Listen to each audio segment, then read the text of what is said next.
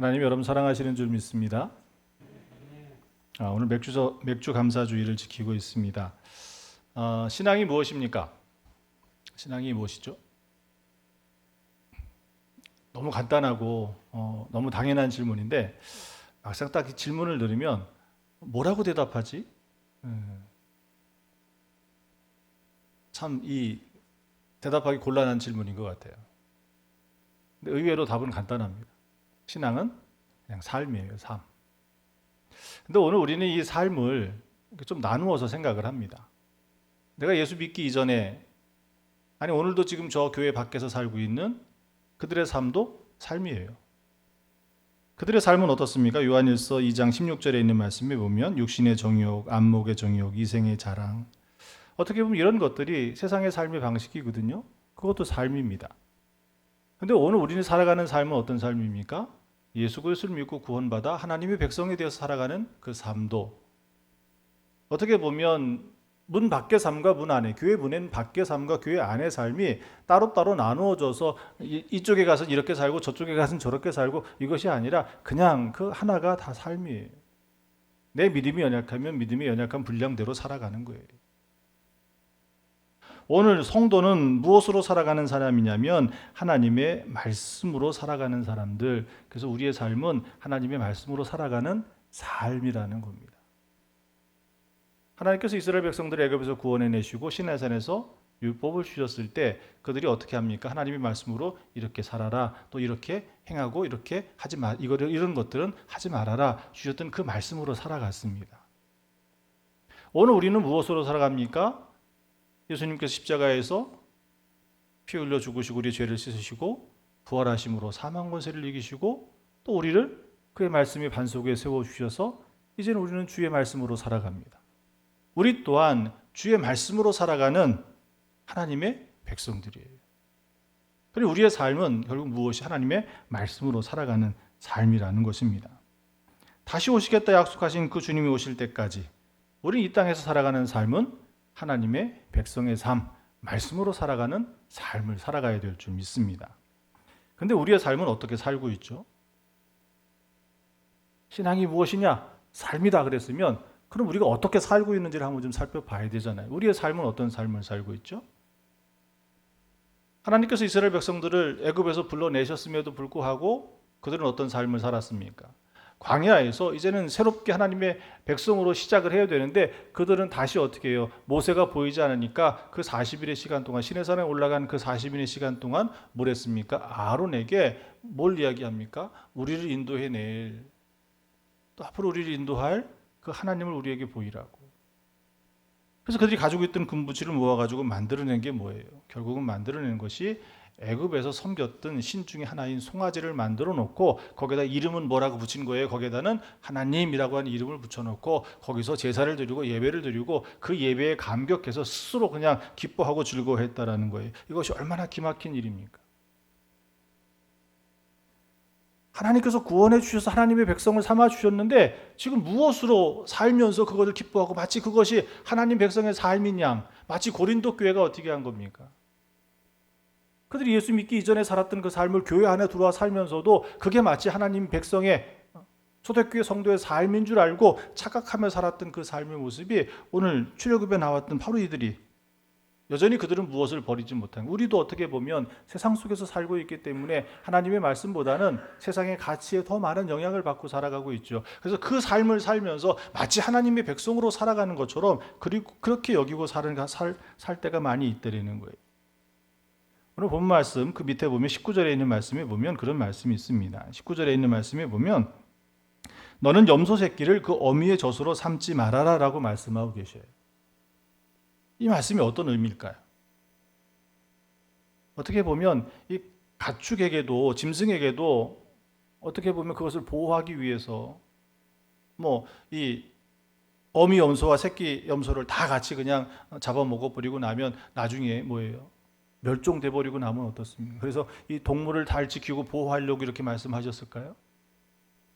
그런 의미보다는 당시의 문화, 그네들의 삶을 정황을 좀 살펴볼 필요가 있습니다.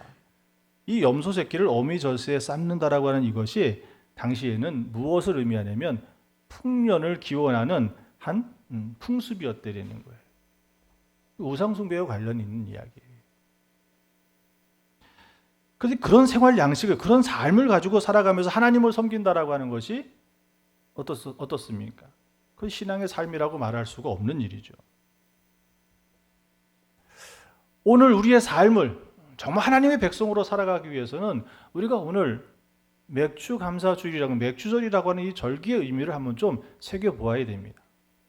하나님께서 왜 우리에게 절기를 주셨죠? 절기를 주신 이유가 뭐예요?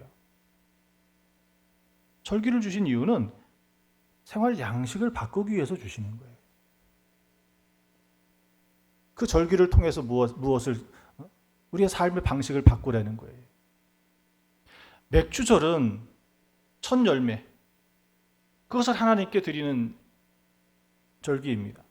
그런데 오늘 이렇게 추수가 되어지면 오늘 우리만 이렇게 하나님께 제사를 드리냐, 예배를 드리냐라고 한다면 그렇지 않아요. 많은 이방 민족들도 그들도 그렇게 풍년을 맞으면, 아니 풍년이 되지 않았어도 어떻게 합니까?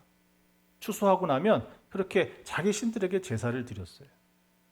특별히 가나안 땅에 살고 있는 이스라엘 백성들은 어떻습니까? 비를 주관하는 사람이 누구라고 생각했습니까? 그 곡식을 자라게 하고 풍년을 맞게 하는 것이 어떤 신이라고 생각했어요? 그것이 바알이었고 아스다롯이었고 아세라였고 다곤이었고 가나안 땅에서 섬기는 그 신들이에요. 그러니 그들이 농사가 맞춰지고 추수를 하게 되면 그 신들에게 자기 나름대로의 제사를 드렸던 거예요.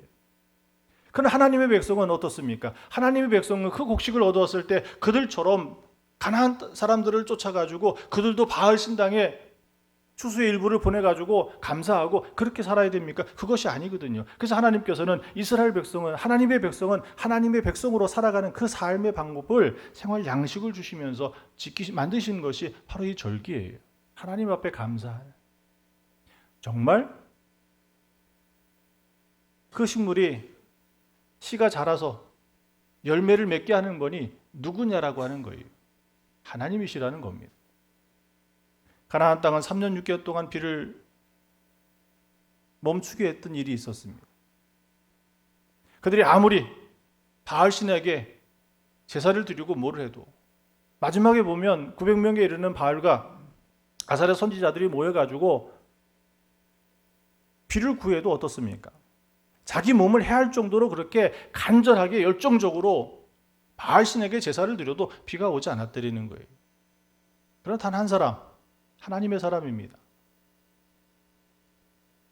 똑같은 조건도 아닌 더 불리한 조건에 도랑을 파고 물을 붓고 그 제단에 물을 부어서 젖은 장작을 태우기가 얼마나 어렵습니까? 잘 마른 장작도 불을 처음 붙게까지 하는 데는 굉장히 많은 에너지가 필요한데 거기서 하나님께서 보여주시지 않습니까?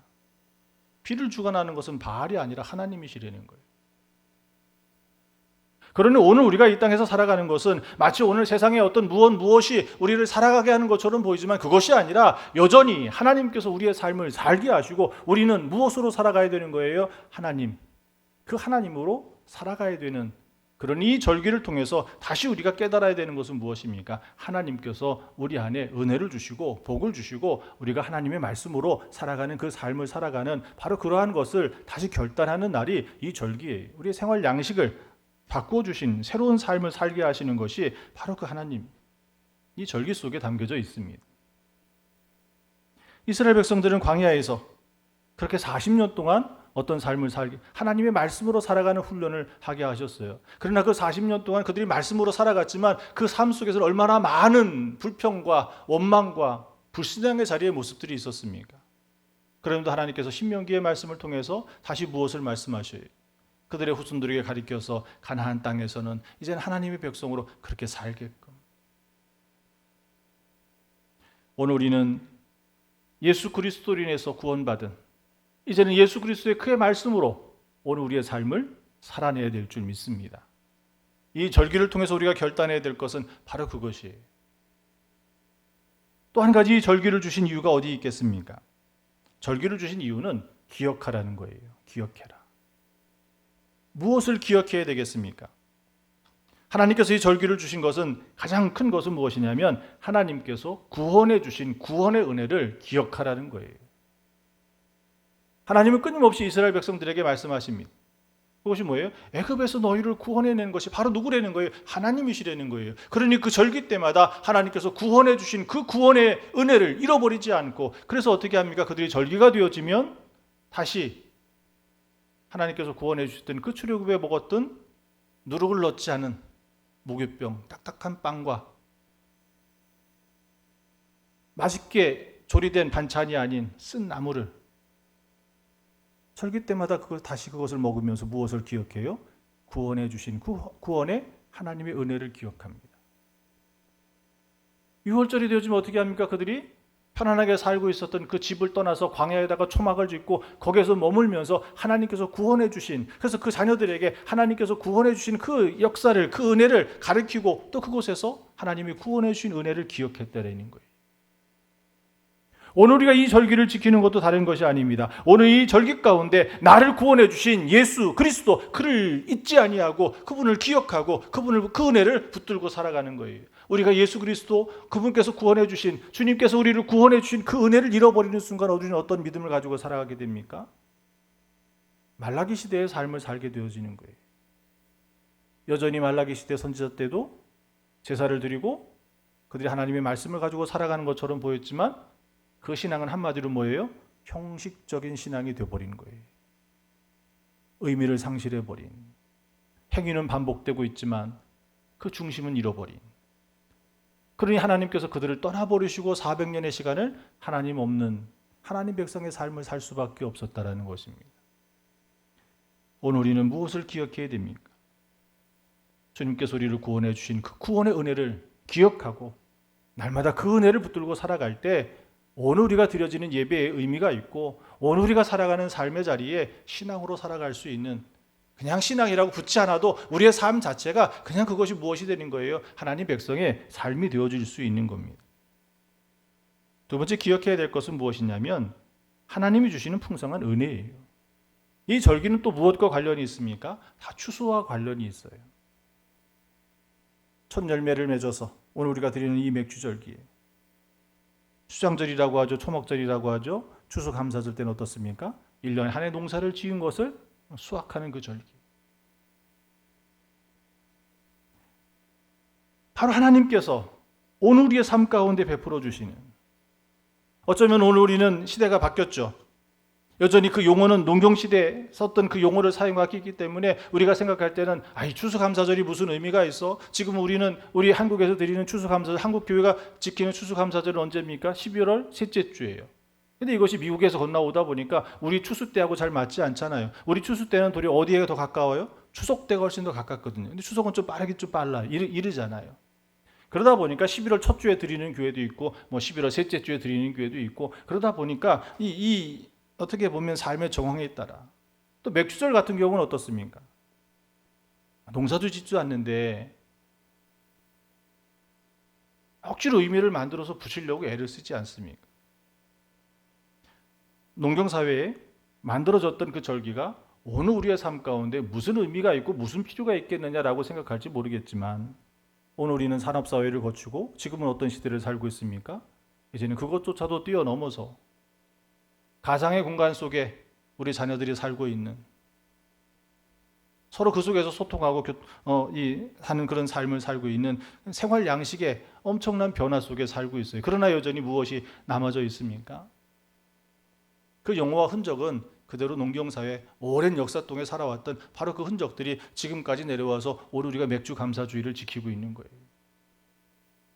생활의 양식은 바뀌었지만, 노동의 형태는 달라졌지만, 그러나 땀 흘리는 것은 동일하지 않습니까?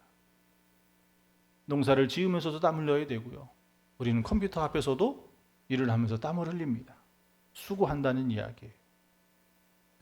우리의 수고만 가지고 우리의 삶을 살아갈 수 있느냐라고 한다면 그렇지 않아요. 믿지 않는 사람들이 가끔 그런 이야기 하죠. 교회 다니면 참 귀찮은 게 많다고.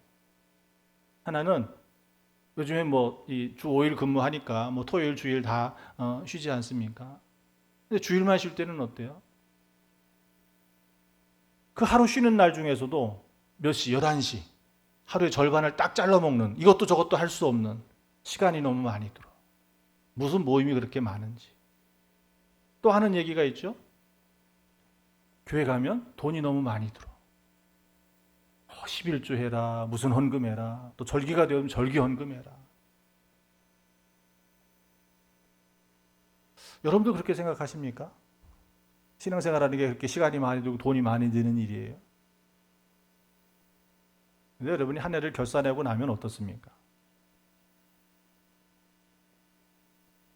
시간이 많이 들고 돈이 많이 드는 것처럼 보이지만, 그러나 우리가 헛된 곳에 사용되어지지 아니하고 하나님이 우리의 삶 가운데 함께 하셔서 드려진 시간이 우리의 삶을 더 가치 있게 만들고 우리의 재물이 축나는 것처럼 보이지만, 하나님께 드릴 때 하나님께서 우리의 삶을 어떻게 하셔요? 더 단단하게 보호하시고 더 풍성케 해주셔서 그보다도 훨씬 우리의 삶을 더 풍요롭게 만들어 주십니다. 오늘 우리의 삶이 드려진 이 절기를 통해서 우리가 기억해야 될 것은 하나님의 은혜라고 하는 거예요. 내 흘린 땀만으로 살아갈 수 있는 것이 아니라 바로 그 속에 하나님께서 우리에게 은혜를 주실 때 우리를 보호하시고 또 우리를 지켜주시고 우리를 위해서 싸워주시고 우리에게 베풀어 주신 그 은혜가 오늘 우리의 삶을 그러한 것들로 대적들로부터 막으시고 또 그것으로부터 안전케 하시기 때문에 그럼에도 넉넉하게 살아갈 수 있는 은혜가 그 속에 있는 것입니다. 우리 이 절기를 매년 반복하고 있습니다. 매년 반복한다는 의미는 무엇입니까?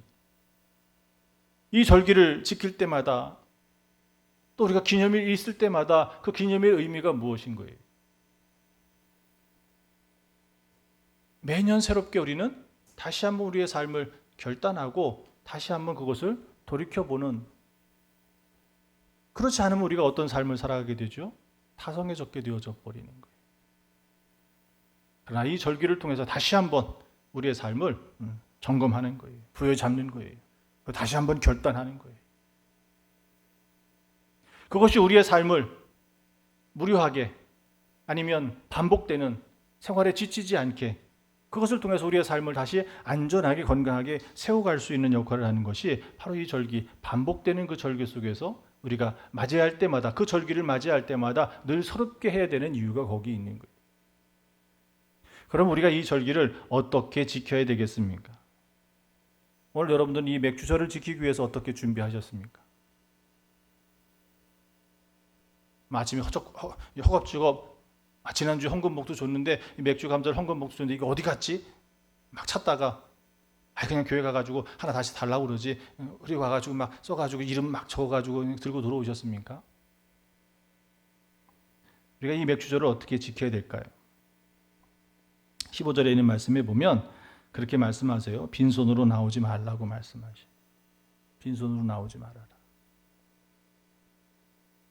그런데 빈손으로 나오지 말라고 그랬지 어떻게 하라고는 말씀하고 있지 않아요.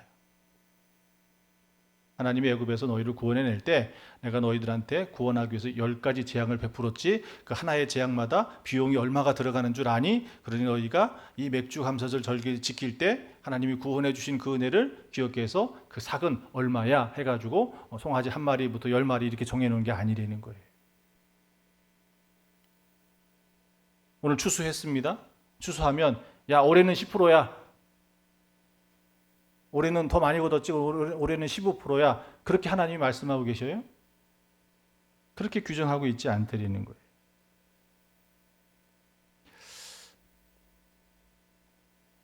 제가 한 주간 베트남에 있었던 우리 중부연의 선교사님들 선교사 대회를 다녀왔는데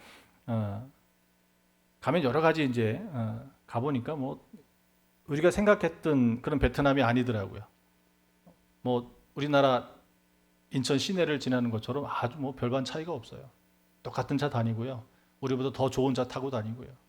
빌딩도 뭐 우리보다 뭐 더 못지않게 지은 도시들이 많이 있더라고요. 가면 항상 늘 이제 비교되는 게 있죠. 가치예요, 가치. 돈의 가치.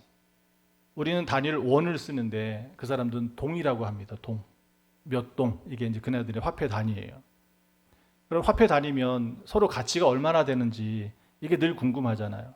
거기서 막 거기 보면은 단위가 커요. 뭐 10만 동, 20만 동, 뭐 그렇게 적어놨더라고요. 그냥 기본이 막 20만 동, 40만 동 적어놓은 거 많아요. 그러면은 우리가 생각할 때는 왜 이렇게 비싸냐라고 생각할지 모르겠지만 베트남 그 화폐 가치를 쉽게 생각하려면 그렇게 하라고 그러더라고요. 맨 뒷자리에 0을 빼고 남은 수의 반을 딱 나누면 우리나라 화폐 단위가 된대요. 사모님들이 그 야시장에 가다가 거기서 이 시장에서 파는 원피스를 다 사 입었어요. 색색별로. 그래서 그 사진을 찍으니까 그렇게 이쁘게 잘 나오더라고요. 그 원피스 한 벌이 10만 동이에요. 여러분 딱 들으면서 10만 동? 10만 원? 이렇게 생각하기 쉽잖아요. 근데 이제 환율 하는 거 가르쳐 드렸잖아요. 뒤에 하나를 딱 빼면 어때요? 10만 동에서 뒤에 0을 딱 하나 빼면 만이 되죠. 절반을 딱 나누면 5천이 되죠. 거기다 원을 붙이면 돼요. 5천 원이에요. 10만 동 했을 때하고 5천 원 했을 때하고는 어때요? 느낌이. 가치가 그렇게 차이가 나는 거예요. 우리하고 그네들의 경제가. 왜 이 말씀을 드리냐면 오늘 우리가 드리는 재물, 예물이죠. 이거를 하나님 나라 환율로 좀 바꿔보세요. 우리가 드리는 뭐 1,000원, 10,000원, 뭐 10만 원 이거를 하나님 나라 환율로 좀 바꿔보세요. 그럼 우리가 드리는 것이 어떤 하나님 나라의 가치가 있을까가 나오지 않습니다. 빅터 프랭클이라고 하는 분이 이런 예화를 쓰셨더라고요. 한 난쟁이가 뭐 난쟁이니까 일상생활을 같이 일반 사람들과 생활하기가 쉽지 않잖아요. 그러니 이분이 하실 수 있는 일이 없으니까 이 공 굴리는 재주를 배워가지고 시장 통해서 그걸 가지고 구걸해서 사는 거예요. 그래서 사람들이 얼마나 그를 비난하고 비웃고 또 조소하고 그래도 그는 어떻습니까? 그 공 굴리는 그 재주를 가지고 구걸해가지고 살 수밖에 없는 거예요. 얼마나 그 힘겨운 삶을 살겠습니까? 그러다 어느 한 날 수도사가 그 시장통을 지나가다가 그 난쟁이를 본 거예요. 사람들 앞에서 공을 굴리면서 그걸 구걸해가지고 살고 사람들이 많이 그를 뭐 웃어주기도 하지만 뭐 웃는 게 웃는 거겠습니까? 그 삶이 너무 불쌍하더라는 거예요. 그래서 이 수도사가 그 난쟁이한테 당신 여기서 이렇게 어렵게 애쓰지 말고 나랑 같이 우리 수도원에 가서 살자고. 그를 데리고 자기 수도원에 가가지고 깨끗이 씻기고 좋은 옷을 입히고 거기서 편안하게 그런 걱정 없이 살 수 있게끔 다른 사람들이 비난하고 뭐 그런 거 듣지 않고 살 수 있게끔 그렇게 잘 해주었습니다. 그런데 그 편안한 삶 가운데 이 난쟁이는 계속해서 얼굴에 수심이 쌓이는 거예요. 그 이전에는 시장 통해서 많은 사람의 비난 가운데 그렇게 힘겹게 살아왔어야 되는데 이제 편안한 삶을 살게 됐는데 기뻐하고 좋아할 것이 아니라 도리어 이는 점점 수척해지고 이 표정이 굳어지더라는 거예요. 그런데 어느 날 이 난쟁이 표정이 갑자기 밝아졌어요. 환해졌어요. 그리고 그 다음부터 아주 행복하게 사는 거예요. 이 수도사가 왜 그렇게 바뀌었는지 궁금해지잖아요. 자기가 좋은 환경을 만들어줬을 때는 근심 속에 있는 사람처럼 보였는데 어느 한순간 그렇게 바뀌었더라는 거예요. 왜 그런가 하고 그 사람을 쫓아가 봤더니 아침에 일어나면 이 난쟁이가 늘 하는 것이 정원을 지나서 예수님의 그 십자가 상이 있는 그곳에 가가지고 아주 구슬땀을 흘리면서 자기가 가지고 있는 공 굴리는 재주를 그 앞에서 막 펼치더라는 거예요. 몸이 땀으로 흠뻑 젖히고 나가지고 그리고 끝나고 나와서 나오는 모습을 보니까 그렇게 행복한 표정을 짓고 있더라는 거예요. 그리고 나서 가만히 보니까 예수님께서 그 난쟁이를 품에 안아주고 계시는 거예요. 잘했다. 내가 너 때문에 기쁘다. 또 한 이야기가 있습니다. 어느 왕이 큰 교회를 지어서 성전을 지어가지고 하나님께 봉헌하려고 작정을 했어요. 그런데 마지막 그 봉헌, 성전 건축자 이름에 자기 이름만 쓰기를 원했어요. 그래서 왕이 명령 내리기를 아무도 그 누구도 성전을 짓는데 도움을 주지 말아라. 헌금하지 말라는 거예요. 어떤 사람도 도움을 주지 말라는 거예요. 내가 다 해서 내 이름 거기다 내 이름만 적어 놓을 거라. 그래서 성전이 다 완공이 됐습니다. 성대하게 성전 준공식을 하고 거기에다가 자기 이름을 딱 적어놨어요. 이 왕이 얼마나 흐뭇하겠습니까? 많은 사람들이 그 화려하고 높은 성전을 보면서 왕을 칭찬했겠죠. 그 밤에 잠들었는데 3번이나 꿈을 꾼 거예요. 어떤 꿈을 꿨냐면 그 3번의 그 꿈이 천사가 내려오더니 그 성전에서 건축자의 이름을 지우는 거예요. 그리고 그 지운 자리에 이름을 하나 적는데 그 이름을 적는 사람이 누군가 보니까 과부, 가난하게 살고 있는 한 여인의 이름을 기록하더라는 거예요. 왕이 꿈에 깨가지고 깜짝 놀란 거죠. 아무도 이 성전을 짓는데 돕지 말라고, 내가 혼자 다 할 거라고, 그리고 자기 이름을 새겨놨는데 꿈에 보니까 천사가 와서 그 이름을 지우고 허름한 볼품없는 여인의 이름을 적더라는 거예요. 그래서 왕이 신하를 시켜가지고, 시종을 시켜가지고 그 여인을 찾아오라고 데리고 와서 왕이 묻습니다. 내가 도대체 이 성전을 짓는데 무슨 일을 했기에 천사가 와서 내 이름을 지우고 너의 이름을 적었느냐고. 그랬더니 여인이 대답하는 것이 뭐냐면, 정말 나는 주님을 사랑한다고. 정말 주님을 사랑하는데 내가 어떻게 할 수가 없었다고. 아무것도 주님의 그 성전을 짓는데 왕이 하지 말라고 그랬으니까 할 수도 없었고, 또 하라고 해도 할 수 없는 처지의 여인이잖아요. 그래서 무엇을 할 수 있을까라고 고민하다가 결국 생각해낸 것이 뭐냐면, 그 성전을 짓기 위해서 무거운 수레를, 건축 자재를 지고 수레에 끌고 가는 나귀들이 그 앞을 지나가잖아요. 그 지나갈 때마다 건초 한 주먹하고 물 한 사발하고 지나가는 나귀에게 그걸 먹여드리는 거예요. 예수님께서도 말씀하셨죠. 마가복음 12장에 있는 말씀에 보면 부자가 아무리 많은 연보를 헌금함에 넣었다 할지라도 어때요? 그것이 아니라 아무것도 가진 것 없는 2렙돈밖에 없는 그 여인이 헌금했을 때 주님께서 그것을 보시고 그를 칭찬하고 기뻐하셨지 않습니까? 하나님 나라의 환율을 무엇으로 우리가 드려진 것을 비교해 볼 수 있느냐 하면 다른 것이 아니에요. 그 난쟁이가 했던 것처럼 정말 자기의 최선을 다하는 거예요. 자기가 할 수 있는 것을 가지고 최선을 다하는 거예요. 이 가난한 여인처럼 정말 주님을 사랑하는 거예요. 그 간절한 마음에 무엇을 했느냐가 중요한 것이 아니고, 여러분은 이 매주절기를 그렇게 준비해서 지키고 있습니까? 맥주 감사절 헌금 봉투의 무게를 하나님 나라 환율로 한번 바꿔보십시오. 그 가치가 얼마나 되나? 베트남 옷가게에 붙여있던 10만 동이라고 하는 것은 커 보이지만 우리의 가치로 바뀌어보니까 5천 원밖에 되지 않아요. 오늘 우리가 하나님께 드린 것이 두껍고 무겁고 많이 드린 것처럼 보이지만 하나님 나라 환율로 바꿔보면 그런 5천 원만한 가치도 안 나온다면 오늘 우리가 정말 하나님 앞에 우리의 모습을 온전히 드리고 있느냐라고 하는 거예요.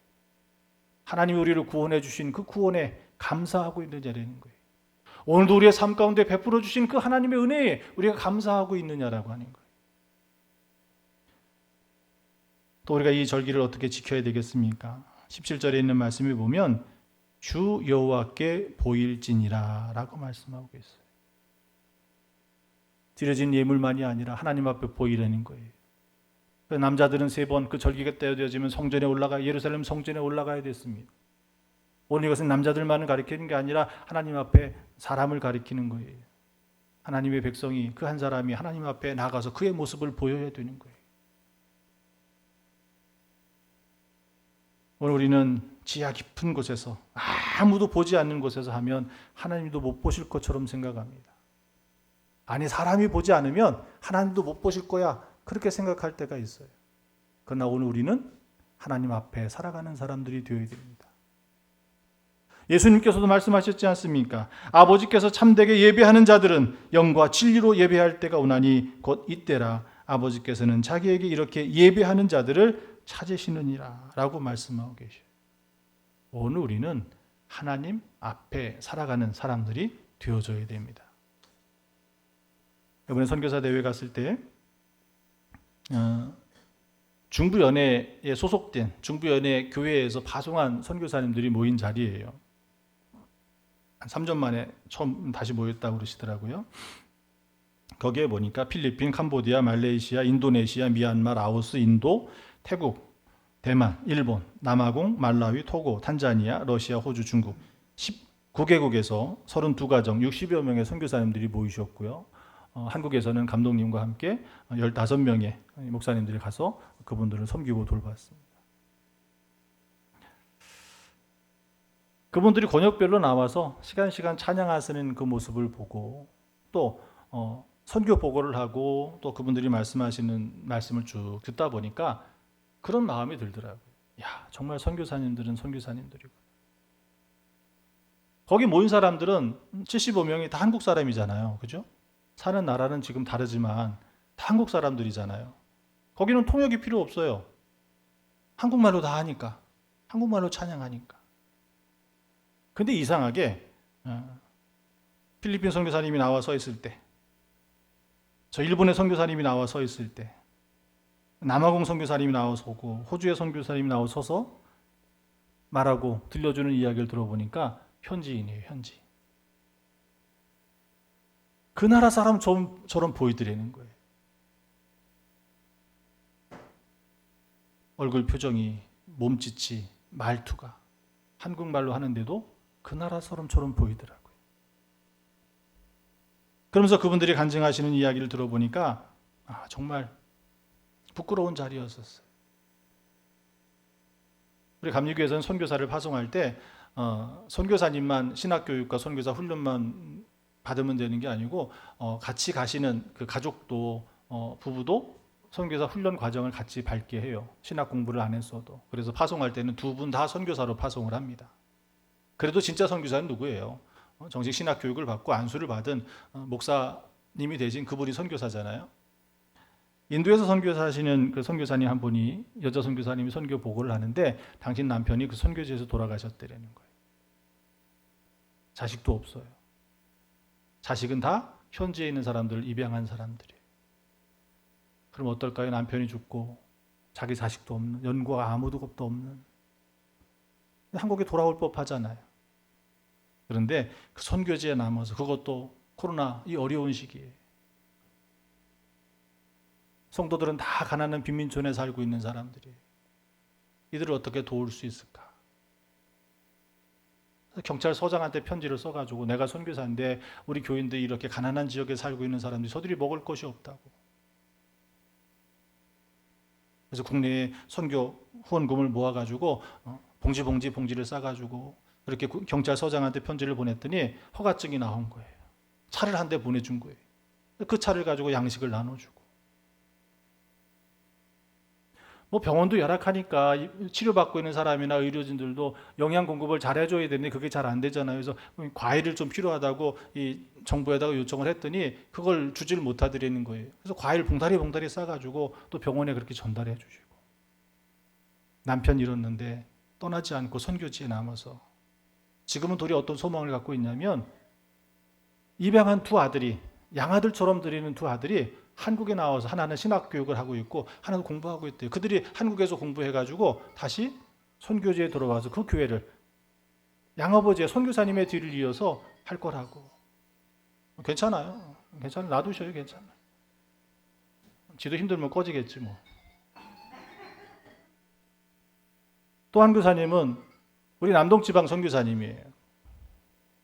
캄보디아 가서 선교를 하시다가 교회를 짓다가 그래도 인건비를 줄여야 되잖아요. 그러니까 어떻게 해요? 차를 빌려가지고 건축자재를 싣고 교회 도시에다 짓겠습니까? 현지인들이 사는 오지에 교회를 짓다 보니까 시골길, 숲길을 다니다가 어느 날 그렇게 또 자재를 싣고 가는데 나무에서 한 녀석이 툭 튀어나오더라는 거예요. 어떻게 합니까? 그 아이를 피하려고 핸들을 꺾었는데 도리어 이 차가 그 밑에, 길 밑에 물웅덩이에 빠져가지고 사고 났을 때는 다친 줄 몰랐대요. 전화해가지고 1시간 거리에는 가까운 선교사님에 연락해가지고 나 좀 와서 좀 도와달라고 와서 보니까 만신창이가 된 거예요.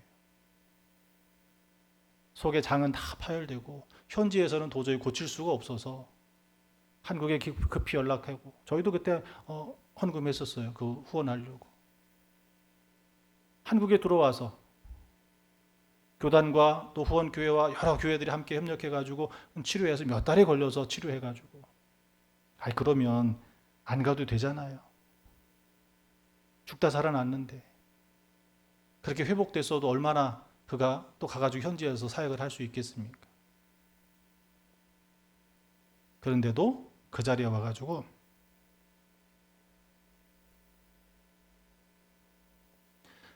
선교 보고를 하더라고요.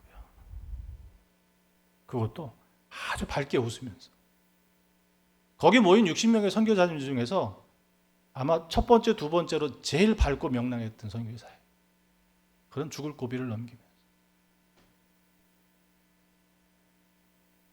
또한 선교사님은 정말 들을 수가 없더라고요. 캄보디아에서 선교를 하고 있는데 선교지에 가가지고 아이를 낳은 거예요.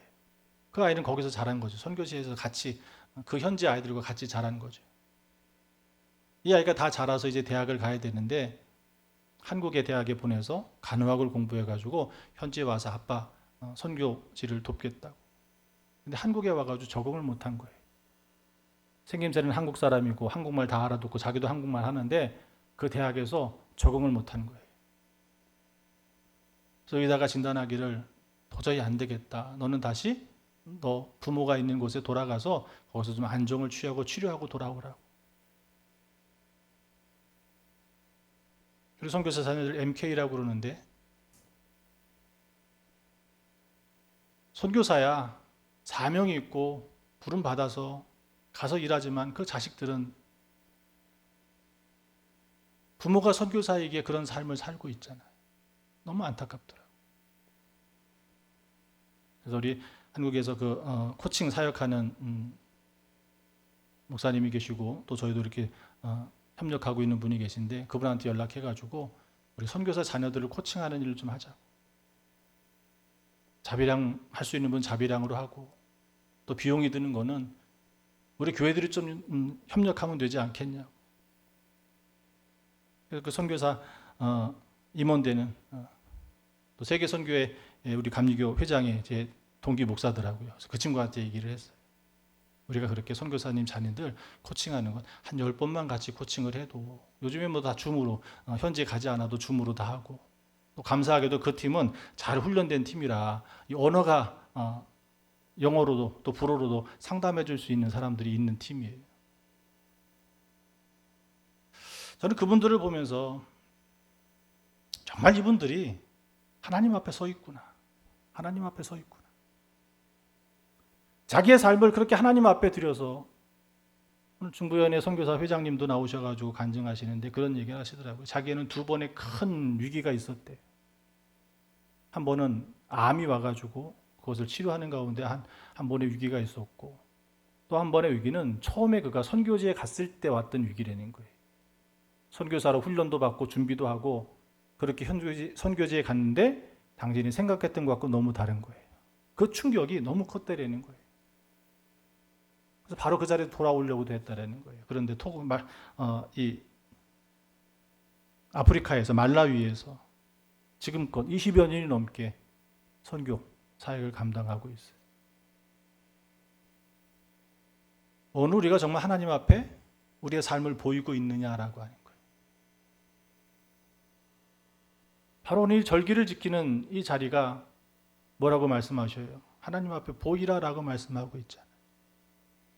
오늘 우리가 주일날 교회 와가지고 나 교회 왔다 갔다고 그리고 나서 세상 속에서 그냥 우리의 삶을 살아가는 그 모습이 아니라 정말 우리가 하나님 앞에 살아가고 있느냐라고 하는 거예요. 이분들은 선교사이니까라고 하는 것이 아니라 오늘 우리 그리스도인들은 다 같이 무엇으로 사는 사람들이라고 그랬습니까? 하나님의 말씀으로 살아가는 사람들이라고 그랬잖아요. 그 이야기는 동일하게 선교사이기 때문이 아니라 목사이기 때문이 아니라 장로이기 때문이 아니라 모든 성도는 하나님의 말씀으로 하나님 앞에 살아가는 사람들이 되어야 되는 거예요. 하나님이 바라시는 것은요. 환율로 비교해 보면요. 아무것도 되지 않아요. 그러나 두 렙돈 아무것도 아닌 것이 하나님 나라에서 그렇게 크고 귀하에 그 이름이 기록되어지고 그가 복음이 전해진 것마다 그 여인의 이야기를 들려지게 하고 있지 않습니까? 오늘 이 맥주 감사절 절기를 통해서 하나님이 우리에게 뭘 주셨지? 이걸 헤아려 보는 시간이 아니라 오늘 우리를 구원해 주신 그 하나님의 은혜 앞에, 오늘도 우리에게 베풀어 주시는, 내 눈이 어두워서 내 영이 열리지 않아서 보지 못할 뿐이지 바로 그 하나님 주시는 그 은혜 앞에 감사할 수 있는, 그래서 우리 하나님 앞에 살아가는 그런 삶을 살아가는 믿음의 자리가 오늘 우리가 절기를 맞이하는, 지키는 이 날이 되어야 될 줄 믿습니다. 하나님 앞에 서시기를 축원합니다. 기도하겠습니다. 하나님 감사합니다. 오늘 우리의 삶의 자리에 예수 그리스도, 나를 구원해 주신 그 은혜, 오늘도 우리를 품으시며 우리에게 공급하시는 그 하나님의 은혜에 감사하며 살게 하여 주시옵소서. 말씀으로 살게 하여 주시옵소서. 주님 앞에 드러나 보이는 삶을 살게 하여 주시옵소서. 그래 이 땅에 빛이 되고 소금이 되게 하셔서 죽은 영혼을 살리게 하시고 잃어버린 영혼을 찾아 하나님의 기쁨이 되게 하여 주시옵소서. 감사드리며 예수님의 이름으로 기도합니다. 아멘.